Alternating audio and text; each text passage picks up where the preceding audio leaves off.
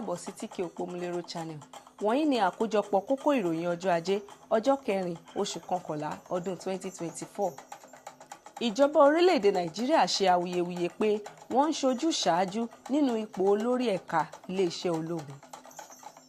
Ìjọba àpapọ̀ ń ṣiṣẹ́ lójúnà láti fòpin sí ìwà ìdúkokòmọ́ni, ìdigunjalè àti ìjínigbé.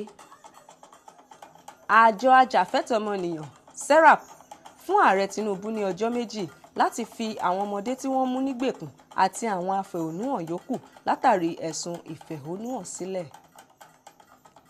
Àwọn adìhámọ́ra ogun pa bàbá kan àti àwọn ọmọkùnrin rẹ̀ méjì ní ìpínlẹ̀ Ebonyi.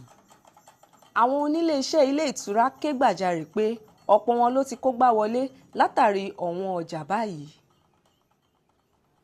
Ògùn olóró tí iye rẹ̀ tó bíi bílíọ̀nù 4.5 ní àjọ NDLEA rí gbà ní pápákọ̀ òfurufú Èkó